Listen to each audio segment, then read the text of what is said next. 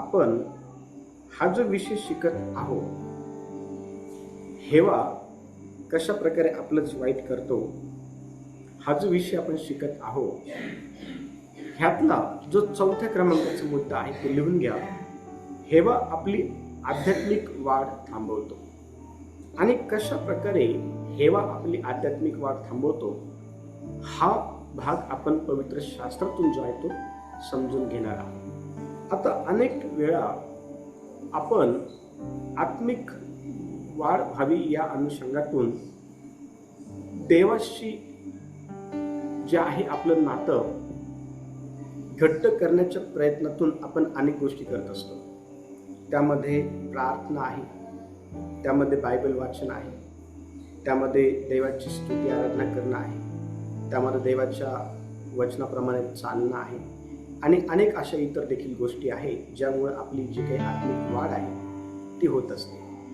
आता आपली आत्मिक वाढ ही हेवा केल्याच्या द्वारे थांबवल्या जाऊ शकते हे आपल्याला समजणं फार गरजेचं आहे. आणि म्हणून देवाच्या लोकांनी हेव्यापासून दूर राहायला पाहिजे.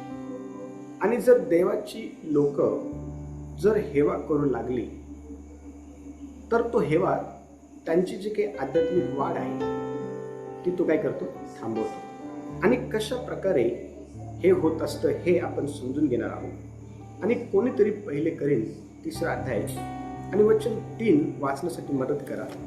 आणि ह्या पहिले करीन 3ऱ्या अध्यायाच्या 3ऱ्या वचनामध्ये संत पौल आपल्याला काही महत्त्वाच्या गोष्टी ह्या करीन येथील विश्वासणाऱ्यांना सांगताना दिसून येतो. कोणीतरी पहिले करीन 3रा अध्याय आणि 3रं वचन. कारण तुम्ही अजूनही दैहिक आहात. ज्या अर्थी तुमच्यामध्ये हेवा व कलह आहेत त्या अर्थी तुम्ही दैहिक आहात की नाही व मानवी रीतीने चालता की नाही. Very good. आता बघा, संत पौल ह्या ठिकाणी करिंथ येथील विश्वासणाऱ्यांना हे पटवून देण्याचे काम करत आहे की तुम्ही ज्या अर्थी हेवा करतात त्या अर्थी तुम्ही दैहिक आहात आणि तुम्ही मानवी रीतीने चालणारे आहात. आता तुम्हाला जर देव काय आहे हे जर कळालेलं आहे तर तुम्ही दैहिक रीतीने न चालता तुम्ही आत्मिक रीतीने चालणं गरजेचं आहे. जर देव तुम्हाला कळालेला आहे तर तुम्ही मानवीय रीतीने न चालता देवाचे जे काही नियम तुमच्याकडे आहेत किंवा देवाचे जे काही वचन तुमच्याकडे आहे किंवा देवाचे जे नियमशास्त्र तुमच्याकडे आहे त्या नियमशास्त्राच्या रीतीप्रमाणे तुम्ही चाललं पाहिजे. पण तुम्ही देवाच्या नियमशास्त्राप्रमाणे न चालता तुम्ही जर हेवा करतात, तुम्ही जर आत्मिकरित्या न चालता तुम्ही जर दैहिकरित्या चालत आहात तर मग तुमची जी वाढ आहे ती आत्मिकरित्या जी आहे ना ती होणार नाही, ती थांबलेली आहे. आणि करिंथ येथील विश्वासणाऱ्यांना प्रभू ह्या ठिकाणी पौल जो आहे ना वचनातून सांगत आहे की तुम्ही एकमेकांसोबत ज्या वेळेला राहतात त्यावेळेला तुम्ही स्वतःकडं आत्मिक दृष्टिकोनातून वाढण्याच्या अनुषंगाने बघणं फार गरजेचं आहे. पण तुमची आत्मिक वाढ ही न होण्याच्या मागची कारण जर काय आहे तर तुम्ही एकमेकांचं हेवा, तुम्ही एकमेकांबरोबर भांडण करतात. आता हा जो हेवा आहे हाच खऱ्या अर्थाने आपली जी आहे ना आत्मिक वाढ होऊ देत नाही. कुठंतरी आपली जी आत्मिक वाढ आहे ना ती ह्या हेव्यामुळं किंवा ह्या भांडणामुळे किंवा ह्या कलहामुळे जे आहे ना थांबवलं जाते हे आपल्याला समजणं फार गरजेचं आहे.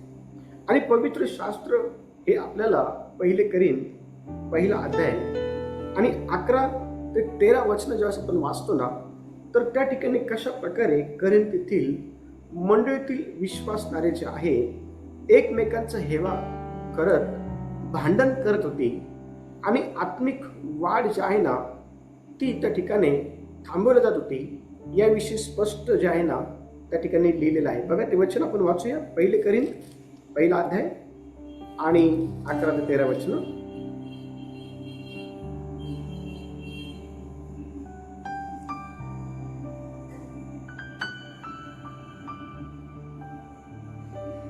कारण माझ्या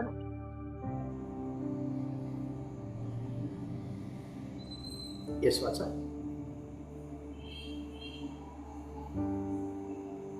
कारण माझ्या बंधूंनो तुमच्यामध्ये कलह आहेत असे मला वेळच्या माणसांकडून कळले आहे. माझे म्हणणे असे आहे की तुमच्यापैकी प्रत्येक जण मी पौलाचा, मी अपोलोसाचा, मी केफाचा आणि मी ख्रिस्ताचा आहे असे म्हणतो. ख्रिस्ताचे असे विभाग झाले आहेत काय? पोलाला तुम्हासाठी वधस्तंभावर खिळले होते काय? पोलाच्या नावात तुमचा बाप्तिस्मा झाला होता काय? Very good. आता बघा ह्या ठिकाणी आपण पाहतो की करिंथ येथील जी मंडळी आहे ना, ही मंडळी ह्या ठिकाणी एकमेकांबरोबर जे आहे ना भांडण करू लागलेले होते. एकमेकांचा जो आहे ना हे हेवा करू लागलेले होते. आणि हेवा करण्याच्या मागची कारण जर काय आहे या ठिकाणी, तर ते देखील आपल्याला 12व्या वचनामध्ये दिसून येतात. कोणी म्हणत आहे मी पौलाचा आहे, कोणी म्हणत आहे मी अपोलोसाचा आहे, कोणी म्हणत आहे मी केफाचा आहे आणि कोणी म्हणत आहे मी ख्रिस्ताचा आहे. आता लक्ष द्या, अशा प्रकारे त्या ठिकाणी गुट पडलेले आपल्याला पाहायला भेटतात. अशा प्रकारे त्या ठिकाणी जे काही विभाग आहेत ते आपल्याला पडलेले पाहायला भेटतात. आणि प्रत्येक जण हा एक दुसऱ्याचा जे आहे ना हेवा करून एकमेकांबरोबर भांडण करत असलेलं आपल्याला दिसून येतं. आणि त्यांच्या अशा प्रकारच्या हेव्यामुळं, त्यांच्या अशा प्रकारच्या भांडणामुळं त्यांची आत्मिक जी काही वाढ आहे ना ती त्या ठिकाणी थांबलेली आपल्याला पाहायला भेटते.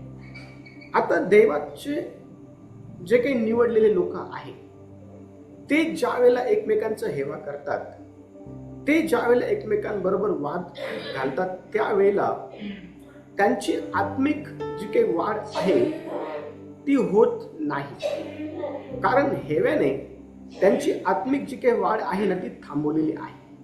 आणि आपण जर ह्या वर्तमान समयामध्ये देवाबरोबर चालत आहोत, तर आपण जर एखाद्याचा हेवा केला किंवा त्या हेव्याने आपल्यामध्ये संबंधित व्यक्तीबद्दल जर राग उत्पन्न केला आणि त्या रागाच्या साहाय्याने आपण जर त्या व्यक्तीसोबत वाद घातला, तर कुठेतरी तो हेवा आणि तो राग किंवा ते भांडण हे आपली आत्मिक जी काही वाढ आहे ना ती थांबवत असतं. आणि म्हणून देवाच्या निवडलेल्या लोकांनी आत्मिक रीतीने जास्तीत जास्त वाढावं या अनुषंगातून हेवा करणं सोडणं फार गरजेचं आहे. भांडण करणं सोडणं फार गरजेचं आहे. ज्या अर्थी आपण भांडण करतो, ज्या अर्थी आपण हेवा करतो, त्या अर्थी आपण आत्मिक नाहीये, त्या अर्थी आपण देवाच्या स्वभावाचे लोक नाहीये.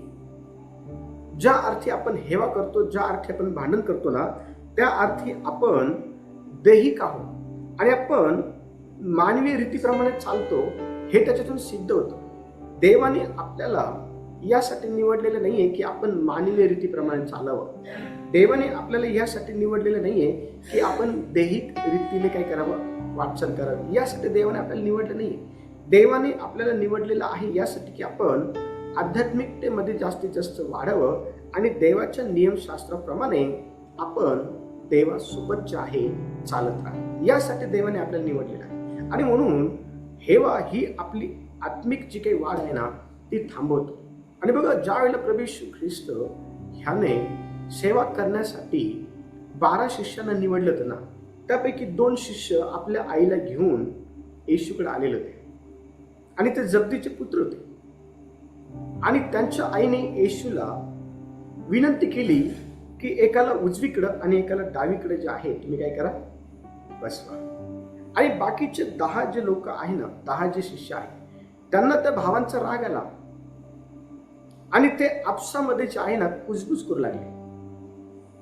आणि ही गोष्ट ज्या वेळेला प्रभू येशू ख्रिस्ताला कळाली, त्यावेळेला प्रभू येशू ख्रिस्ताने त्यांना त्यांची आत्मिक वाढ होऊ नये, त्यांची आध्यात्मिक जी काही वाढ आहे ती थांबल्या जाऊ नये म्हणून येशूने त्यांना त्या ठिकाणी एक सुंदर जे काही उदाहरण आहे ते दिलं. कारण वाद घालून एकमेकांबद्दल कुजबुजणं जे काही आहे ना ते करून त्यांची जी काही वाढ आहे ते थांबून घेत होते. आणि त्यांची आत्मिक वाढ त्या ठिकाणी थांबल्या जाऊ नये म्हणून येशू त्यांना अतिशय स्पष्टपणे एक महत्वाची गोष्ट शिकवताना दिसून येतो की ज्याला मोठं व्हायचं आहे, ज्याला तुमच्यामध्ये मोठं व्हायचं आहे, त्याने अगोदर स्वतःला जे आहे ना लहान केलं पाहिजे. तो अगोदर एकमेकांचा दास झाला पाहिजे. लक्ष द्या, देवाची शिकवण ही जगाच्या शिकवणीपेक्षा वेगळी आहे. आणि देवाची शिकवण ही आपल्याला जास्तीत जास्त दैहिक गोष्टींमध्ये नाही तर आत्मिक गोष्टींमध्ये वाढवते. आणि आत्मिक गोष्टींमध्ये देवाने निवडलेला व्यक्ती हा वाढू नये म्हणून हेवा त्या व्यक्तीची आत्मिक वाढ जी आहे ना अशा प्रकारे थांबवण्याचा प्रयत्न करत असतो.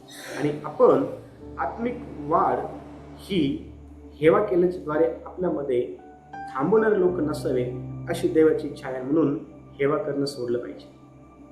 कलह भांडण करणं जे आहे ना सोडलं पाहिजे. दैहिकरित्या चालणं जे आहे ना सोडलं पाहिजे. माणसाच्या रीतीप्रमाणे चालणं जे आहे ना ते आपण सोडलं पाहिजे. देवाच्या इच्छेनुसार आपण चालून आपली आत्मिक जी काही वाढ आहे ना ती करून घेणारे आपण लोक असले पाहिजे. पुढचा मुद्दा लिहा. मुद्दा क्रमांक 5. हेवा मूर्ख निर्णय घ्यायला लावतो. हेवा मूर्खपणाचे निर्णय घ्यायला लावतो. आणि लक्ष द्या, ज्या वेळेला आपण एखाद्याचा हेवा करतो त्यावेळेला तो हेवा आपल्याला संबंधित व्यक्तीप्रती मूर्खपणाचे निर्णय जे आहे ना घ्यायला लावतो. आणि ज्या वेळेला आपण मूर्खपणाचे निर्णय घेतो त्यावेळेला आपण आपल्या स्वतःचं जे काही वाईट आहे ना ते करून घेत असतो. कारण हेवा ज्या वेळेला आपण एखाद्याचं करतो त्यावेळेला आपल्याला असं वाटतं की आपलं चांगलं होत आहे, आपण त्याचा हेवा करत आहे. पण खऱ्या अर्थाने आपण आपल्या स्वतःचं चांगलं हेवा केल्याच्या द्वारे करून घेत नसतो. कारण वचन स्पष्टपणे आपल्याला हे सांगतं, नीतिसूत्राचं पुस्तक 23वा अध्याय आणि वचन 17 ज्यावेळेस आपण वाचतो ना तर अतिशय स्पष्टपणे नीतिसूत्रकार हा 23व्या अध्यायाच्या 17व्या वचनातून आपल्याला हे सांगताना दिसून येतो की पातक्याचा किंवा पापी लोकांचा हेवा कधीही देवाने ज्याला निवडलेला आहे ना त्या व्यक्तीने करू नये. बघा, नीतिसूत्राचं पुस्तक आपण काढूया. नीतिसूत्राचं पुस्तक 23वा अध्याय आणि वचन 17 कोणीतरी वाचण्यासाठी मदत करा. पातक्याचा हेवा करू नको.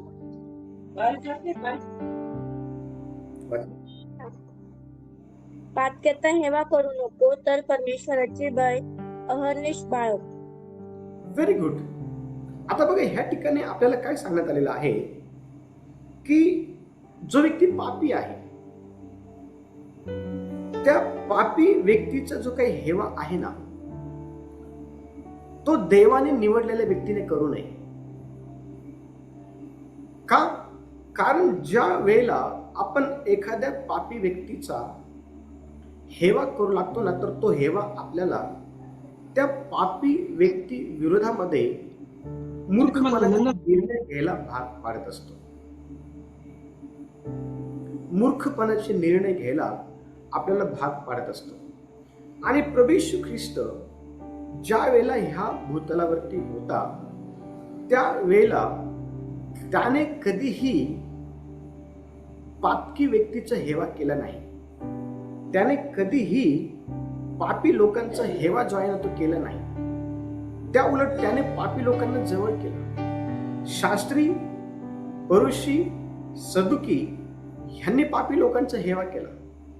ह्यांनी पापी लोकांना जे आहे ना नावं ठेवली. हे पापी लोकांपासून दूर राहिले. पण प्रभू येशू ख्रिस्ताने कधीही पापी लोकांचा हेवा केला नाही. आपण पाहतो की एक स्त्री जिला व्यभिचार करताना पकडण्यात आलेलं होतं, तिला दगडमार करून मोशेच्या नियमशास्त्राप्रमाणे गावाच्या बाहेर जे आहे ना मारून टाकण्याकरता लोक समुदायाच्या माध्यमातून घेऊन जाण्यात येत होतं. पण ज्या वेळेला प्रभू येशू ख्रिस्ताकडे ते लोक आले, त्यावेळेला प्रभू येशू ख्रिस्ताने त्या पापी स्त्रीची बाजू घेतलेली आपल्याला पाहायला भेटते. एवढंच नाही तर ज्या वेळेला जक्कई हा झाडावरती बसून प्रभू येशू ख्रिस्ताची वाट पाहत होता ना, फक्त तो कसा दिसतो हे बघण्याची, तर येशू त्या झाडाखाली आला आणि जक्कईला म्हणला, जक्कया खाली ये, कारण आज मला तुझ्या घरी यायचं आहे. आणि ज्यावेळेस येशू जक्कईच्या घरी चाललेलं होतं, त्यावेळेला येशूच्या मागे चालणारे जे शास्त्री पुरुष आहे ना, त्यांनी येशूच्या शिष्यांना जे आहे अतिशय स्पष्टपणे हे बोलताना आपल्याला पवित्र शास्त्रामध्ये समजून येतं की तुमचा गुरु पापी लोकांबरोबर उठतो, बसतो, खातो, पितो, राहतो.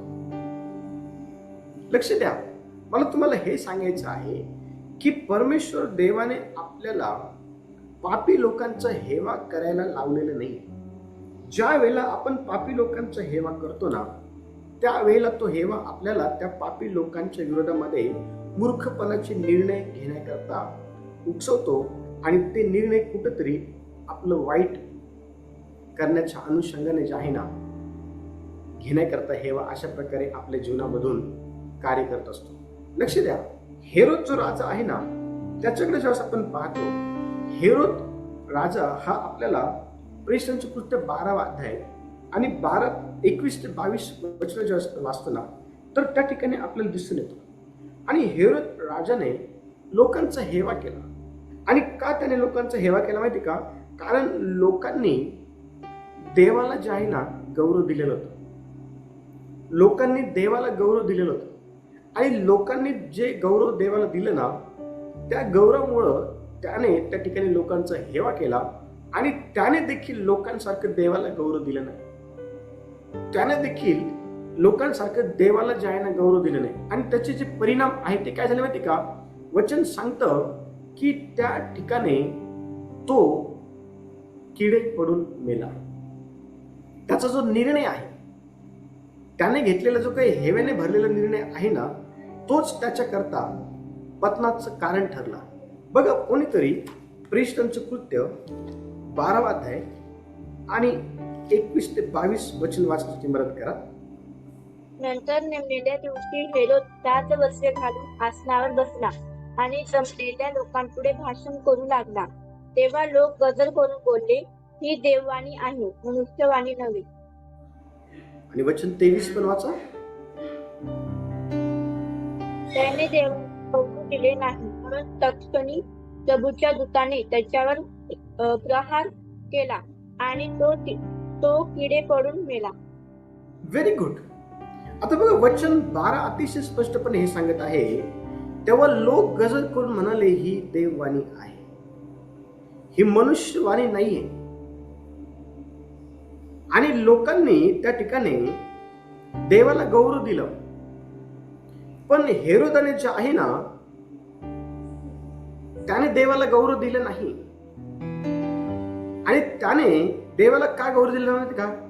कारण त्याच्यामध्ये देवाचं गौरव करणारे जे लोक आहे ना, त्यांच्या प्रती हेवा होता. आणि लक्ष द्या, त्या हेव्याने त्याला उकसवलं अशासाठी की तो त्या ठिकाणी चुकीचा जो काही निर्णय आहे तो घेऊन स्वतःच वाईट करून घेऊ शकतो. या अनुषंगाने हेव्याने त्याला काय केलं? उकसवलं. आणि तो उकसला गेला. तो हेव्याच्या साह्याने उकसवला गेला. परिणाम काय झाला माहिती का? त्याने माणसांप्रमाणे देवाला गौरव देण्याऐवजी त्याने त्या ठिकाणी लोकांचा हेवा केला आणि स्वतःला जे काही गौरव आहे ते त्याने घेतलं. आणि तत्क्षणी जे आहे ना, प्रभूच्या दूताने त्याच्यावरती प्रहार केला आणि त्या ठिकाणी किडे पडून तो मेला. आता अनेक वेळा आपण ह्या वर्तमान समयामध्ये देवासोबतच्या प्रवासामध्ये चालत असताना स्वतःला जपणं फार गरजेचं आहे. कोणत्या भागामध्ये कधीही आपण हेवा करू नये आणि हेवा करून आपण मूर्खपणाचे जे काही निर्णय आहे ना ते कधीही आपलं स्वतःचं वाईट होईल या अनुषंगाने घेऊ नये. कारण अनेक वेळा एखादा व्यक्ती जर आपल्याला पाप करताना दिसतो तर आपण त्याच्या प्रती हेवेने भरून जातो आणि लगेलग त्याचा जो काही न्याय आहे ना त्या ठिकाणी आपण करतो आणि ताबडतोब त्या व्यक्तीबद्दल जे काही निर्णय आहे ना ते आपण देऊन मोकळे होऊन जातो. पण तेच निर्णय कुठेतरी आपल्या जीवनाकरता आपलं आत्मिकरित्या पतनाचं कारण ठरतं हे आपल्याला समजणं फार गरजेचं आहे. हीच गोष्ट हेरोदच्या बाबतीमध्ये झालेली आहे. आणि म्हणून देवाच्या लोकांनी ह्या दिवसांमध्ये कोणकोणत्या गोष्टींकडे लक्ष दिलं पाहिजे हे आपण ह्या विषयातून शिकत आहोत. पहिली गोष्ट, देवाचे जे लोक आहे ना त्यांनी हेवा करू नये. का? कारण हेवा हा त्यांचं जे अंतःकरण आहे ना कडूपणाने भरत असतो. आणि जर कडूपणाने जर आपण आपलं अंतःकरण जर संबंधित व्यक्तीचं हेवा करून जर भरून घेतलं तर तो कडूपणा आपल्या जीवनामध्ये आपल्याला जे आहे ना भयानकरित्या त्रास देण्याचं कारण ठरतं. आणि म्हणून हेवा कधीही आपण करू नये. देवाच्या लोकांनी काय हेवा करू माहिती का? कारण जर देवाच्या लोकांनी जर हेवा केला तर तो हेवा त्या लोकांना शत्रुत्वामध्ये ढकलतो. आणि देवाची इच्छा नाहीये की ह्या भूतलावरती तुमचं कोणी शत्रू असेल आणि तुम्ही शत्रुत्वामध्ये ढकलले जाऊन त्या व्यक्ती बरोबर शत्रुत्व जे आहे ना ते करत राहावं, ही देवाची इच्छा नाही. आणि म्हणून हेवा हा अनेक वेळा शत्रुत्वामध्ये जे आहे तो ढकलत असतो. आणि म्हणून हेव्यापासून देवाच्या निवडलेल्या लोकांनी फार लांब राहणं गरजेचं आहे. देवाच्या लोकांनी हेवा का करू नये माहिती का? कारण हेवा हा त्यांची जी शांती आहे ना ती हिरावून नेतो. हेवा हा त्यांच्या जीवनामध्ये जे आहे ना शांती टिकून ठेवत नाही. त्यांच्या जीवनातली शांती हेवा हिरावून नेतो. म्हणून देवाच्या लोकांनी हेवा करू नये. देवाच्या लोकांनी हेवा का करू नये माहिती का? कारण हेवा देवाच्या लोकांची आत्मिक जी काही वाढ आहे ना ती थांबवतो.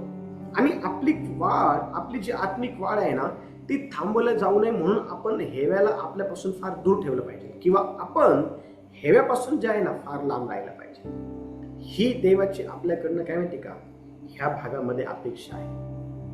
देवाच्या लोकांनी हेवा का करू माहिती का? कारण हेवा हा आपल्याला मूर्ख निर्णय घ्यायला भाग पाडतो स्वतःचं वाईट करून घेण्याच्या अनुषंगाने.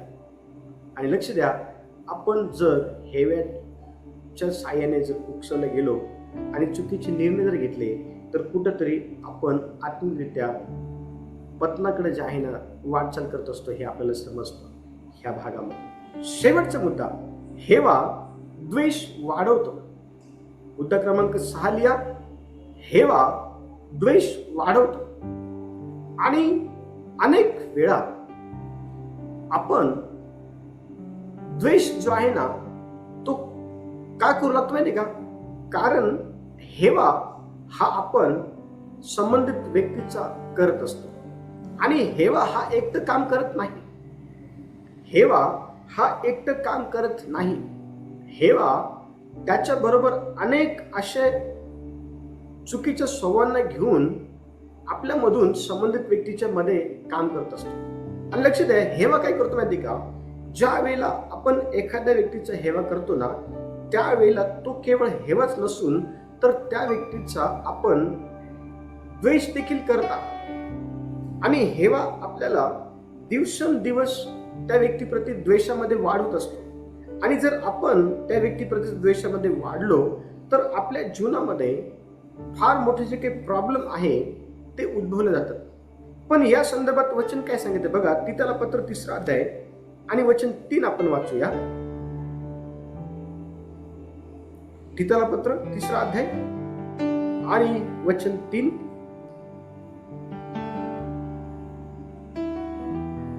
कारण आपणही पूर्वी निर्बुद्ध, अवज्ञा करणारे, बहकलेले, नाना प्रकारच्या वासनांचे व विलासांचे दास्य करणारे, दुष्टपणा व हेवायात आयुष्य घालवणारे, द्वेष पात्र व एकमेकांचा द्वेष करणारे असे होते. Very good. बघा वचन काय सांगत या ठिकाणी. आपल्याला देवाने दुष्टपणामध्ये आणि हेवा करण्यामध्ये आयुष्य घालवण्यासाठी निवडलेलं नाही. देवाने आपल्याला एकमेकांचा हेवा आयुष्यभर करण्याकरता निवडलेलं नाही. देवाने आपल्याला एकमेकांचा द्वेष आयुष्यभर करण्याकरता निवडलेलं नाही. पण लोकांनी हेवा करत करत आयुष्य घालवलेलं आहे. लोकांनी त्यांच्याच लोकांचा द्वेष करत करत आयुष्य घालवलेलं आहे. आणि लक्ष द्या, देवाचं वचन अतिशय स्पष्टपणे आपल्याला हे सांगतं की अशा प्रकारचं जीवन हे आपलं ह्या भूतलावरती नसावं. आपलं जीवन जे आहे ना, हे देवाला ग्रहणीय अशा स्वरूपामध्ये आपण जगणं फार गरजेचं आहे. आणि ते जगणारे 2 व्यक्ती आपल्याला दिसतात. ज्या वेळेला आपण प्रेषणचं पुस्तक 13वा अध्याय आणि वचन 45 वाचतो ना, तर त्या अध्यायामध्ये आपल्याला पौल आणि बर्नबास दिसतो. आणि ह्या दोघांचा हेवा यहुद्यांनी केला होता. यहुदी लोक जे आहे ना, पौल आणि बर्नबास यांचा हेवा करत होते. आणि न केवळ त्यांनी त्यांचा हेवा केला, परंतु लोकांना देखील त्यांनी, यहुदी लोकांना देखील पौल आणि बर्नबास विषयी चिथवलं आणि ते देखील त्यांचा हेवा करू लागले. लक्ष द्या, हेवा करणं मुळी चांगलं नाही. हेवा हा आपल्याला द्वेषामध्ये वाढवतो. हेवा हा आपल्याला दुष्टपणामध्ये वाढवतो. हेवा हा आपल्याला भयंकररित्या आपलंच वाईट करण्यामध्ये जे आहे ना, आपल्याला वाढवत असतो. आणि या ठिकाणी यहुद्यांनी इतर लोकांना उकसवलं अशासाठी की त्यांच्यासारखा त्यांनी देखील पौल आणि बर्नबास काय करणार की हेवा करा. पण पौल आणि बर्नबास यांनी कधीही या लोकांचा हेवा नाही केला. बघा 45 वचन काय म्हणत आहे, वचन 45, प्रेषित 13:45. पण लोक समुदायांना पाहून यहुदी लोकांना हेव्यामुळे चेव आला आणि पौल जे बोलला त्याला विरोध करून ते अपशब्द बोलू लागले. Very good. पौल जे आहे ना, ह्या ठिकाणी आपण पाहतो की लोक समुदाय जे आहे ना, पौलाला त्यांनी पाहिलं आणि यहुदी लोकांना हेव्यामुळे काय आलं की चेव आला. आणि त्यांनी ह्या ठिकाणी पौलाला जे आहे ना त्रास द्यायचा प्रयत्न केला. कारण पौल त्यांना जे काही सांगत होता ना, ते काही चुकीचं सांगत नव्हता, चांगलंच सांगत होता. तरी ह्या ठिकाणी ह्या लोकांनी पौलाचं काय केलं माहिती का, त्यांनी हेवा केला आणि इथपर्यंत हेवा केला की ते त्याला विरोध करू लागले. इथपर्यंत हेवा केला की ते त्याच्या विरोधामध्ये अपशब्द बोलू लागले. लक्ष द्या, हेवा काय करतो माहिती का आपल्याला, ज्या वेळेला आपण एखाद्या व्यक्तीचा हेवा करतो ना, तर तो हेवा आपल्याला उकसवतो त्या व्यक्तीबद्दल आपण अपशब्द बोलावे. हेवा आपल्याला उकसवतो त्या व्यक्तीच्या प्रत्येक चांगल्या कामाचा आपण विरोध करावा यासाठी. हेवा आपल्याला उकसवतो आपण इतर लोकांना त्या व्यक्तीविषयी भडकावं म्हणून. हो, आज जगामध्ये सर्वात जास्त हेवा हा लोकांच्या माध्यमातून लोकांचीच नाती जी आहे ना चांगली ती तोडत आहे. हेवा हा लोकांना उकसवत आहे एकमेकांविरोधामध्ये. त्यांनी अपशब्द बोलावे, त्यांनी हेवा करावा, त्यांनी चांगल्या गोष्टीचा, चांगल्या कामाचा विरोध करावा, त्यांनी एकमेकांप्रती द्वेषाने भरावं, त्यांनी असं पूर्ण आयुष्य त्यांनी हे करतच घालावं. अशा प्रकारे हेवा हा लोकांना उकसवत आहे आणि लोक देखील उकसवलं जात आहे. आणि लोक त्यांचं संपूर्ण आयुष्य जे आहे ना एकमेकांचा हेवा करत, एकमेकांचा द्वेष करत, एकमेकांचा रागराग करत एकमेकांना विरोध करत, एकमेकांबद्दल वाईट गोष्टी बोलत, आहे ना अपशब्द बोलत पूर्ण आयुष्य घालवत आहे. अशा प्रकारे जीवन जगण्यासाठी देवाने आपली निवड केलेली नाहीये. देवाने आपली निवड का केली माहिती का? आपण हेवा विरहित जीवन जगावं. आपण हेवा विरहित जीवन जगावं. कारण हेवा एकटं काम करत नाही. हेवा मत्सर, राग, तट, फूट, पक्षभेद, रगेलपणा, विरोध, सगळ्या प्रकारच्या वाईट गोष्टी हेवा आपल्या जीवनातून ज्या लोकांच्या जीवनामध्ये आणायचा प्रयत्न करत असतो. आणि म्हणून सांभाळा, हेवा करू नका. येशूने हेवा नाही केला. येशूला हेवा करण्याच्या अनेक संधी प्राप्त झाल्या, पण येशूने मुळीच हेव्याला त्याच्या जीवनामध्ये स्थान दिलं नाही. मुळीच स्थान दिलं नाही. आपण देखील आपल्या जीवनामध्ये हेव्याला मुळीच स्थान देऊ नये ही देवाची इच्छा आहे. परमेश्वर देव या वचनाच्या द्वारे सर्वांना आशीर्वाद देव. यावेळेला आपण आपले डोळे बंद करूया.